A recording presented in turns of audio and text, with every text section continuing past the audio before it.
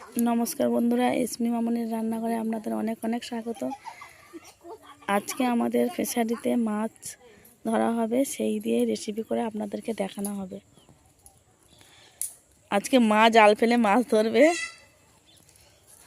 মা জাল ফেলে তো ওই হয়েছে যা ধরতে পারেনি। তুমি টপ করে ফেলে দিয়েছো ভাই, ধরতে পারে না।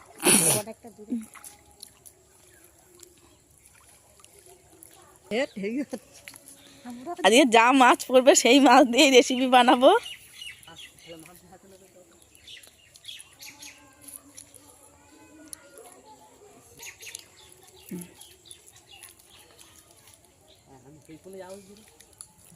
আগে তুই যা, তো ভাগ্নিরা আছে কাজবে। বালতিটা সেপারে থেকে গেছে পড়েছে, টেনে নিয়ে গেলে অনেক মাছ পড়বে।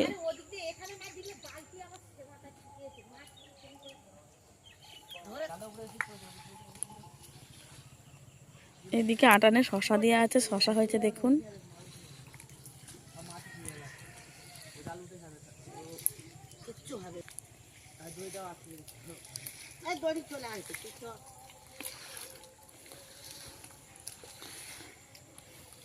আজকে যা মাছ পড়বে সব নেওয়া হবে।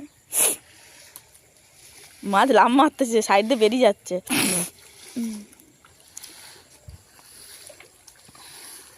ওদিকে বাবা তাবড়ে তাবড়ে আসতেছে।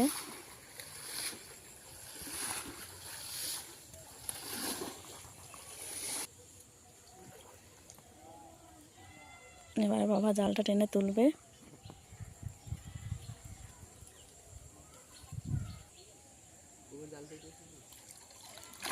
ভেটকি মাছ পড়েছে একটা,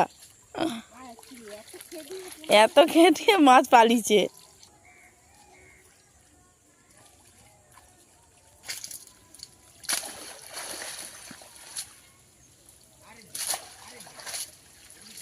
দুটো পোনা মাছ পড়েছে।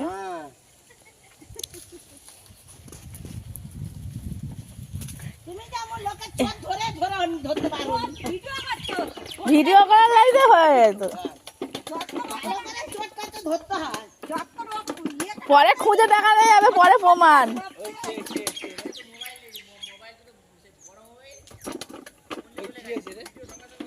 লোকের পুকুর দিয়ে এই ভোলার বউ বাড়ির পুকুর দিয়ে মাছ ধরতে ছিল।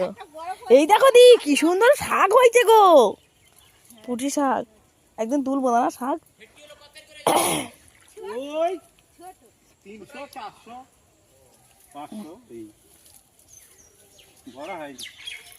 বিক্রি করে দিবি ওই 350 করে দিবি। এই যে আবার জল ভরা শুরু হলো।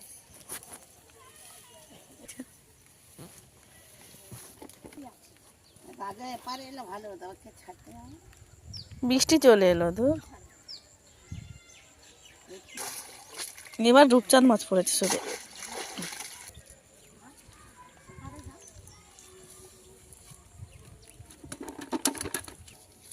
আবারও একবার জাল টানা দিয়ে দেখা হবে। দেখে পোশাকগুলো দেখেছেন, যা পালিয়েছে এতেই তো থাকবে। অনেক পালিয়েছে।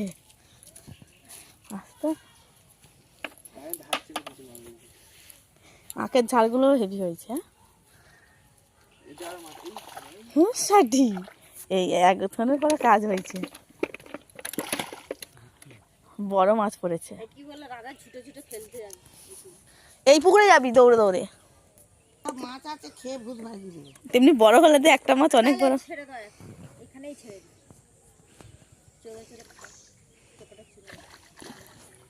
এপারে যাবে তো। মাথা আগে বার কর, মাথাটা আগে দেখি দেখি, চলো চলো সরো। মাথাটা অন্য আরো আগে থেকে, আগের ফাঁস থেকে বার করলো, এই ফাঁস থেকে বেরোবে। ওর দ্বারাই হবে না, মা বের করো। মাছ ধরতে যে তোরা ভয় করিস আর বড় কাল করেছে। ওই জালটাতে অনেক মাছ পড়েছে।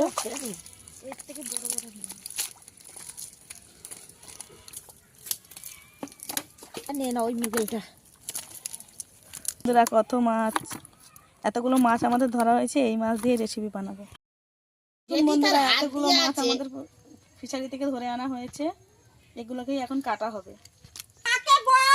মাছগুলোকে কেটে নেব।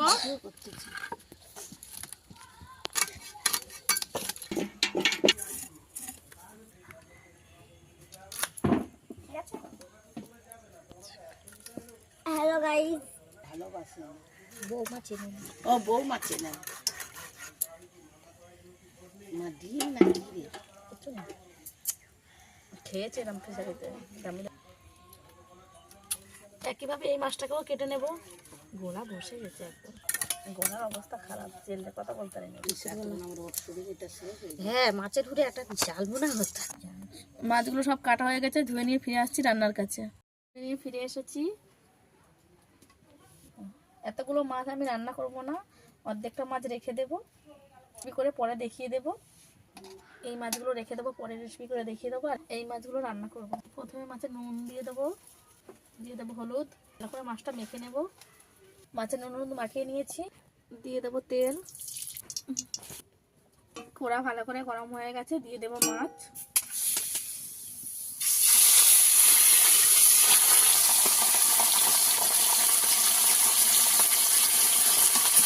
এখানে এই মাছটা দিয়ে দেবো, মাথাটা আর এই মুটিয়া মাছটা।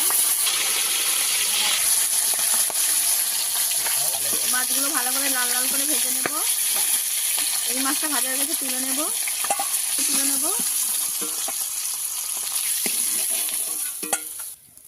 বাকি মাছগুলোও ভেজে নেব।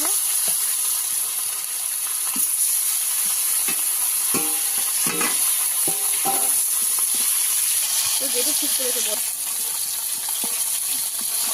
মাছগুলো ভাজা হয়ে গেছে, তুলে নেব।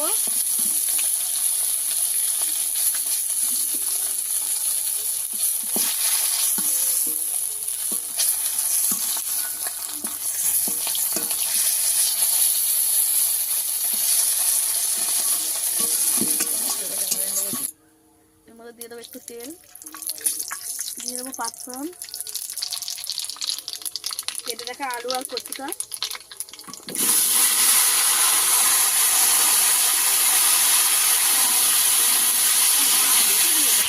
দিয়ে দেবো লবণ, আদা বেটে নেব।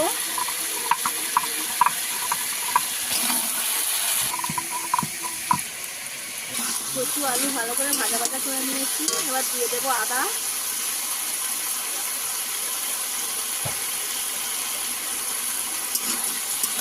দিয়ে দেবো হলুদ গুঁড়ো,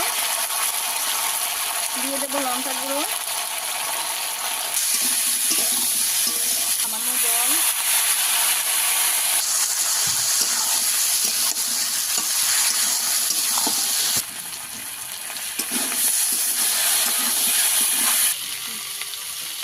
দিয়ে দেবো কেটে রাখা টমেটো, কষানো হয়ে গেছে, দিয়ে দেবো জল,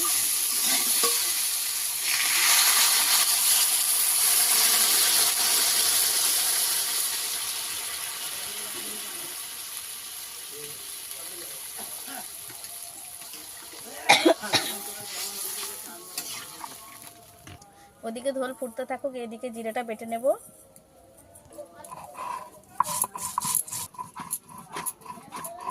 জিরাটা মিহি করে বেটে নিয়েছি, তুলে নেব।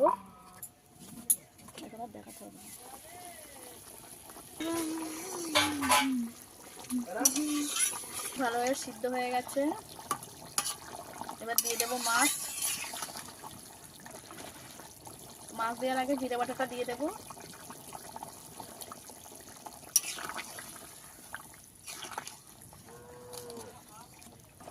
দিয়ে দেবো ভেজে রাখা মাছ,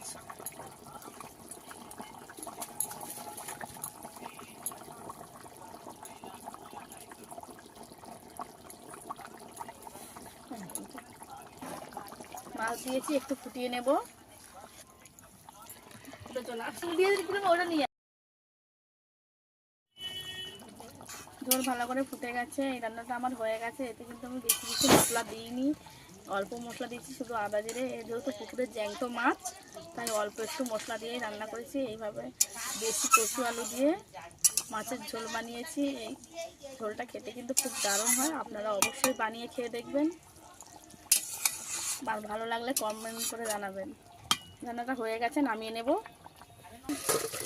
ভিডিওটি ভালো লেগে থাকলে সাবস্ক্রাইব করে পাশে থাকা অনুরোধ রইল।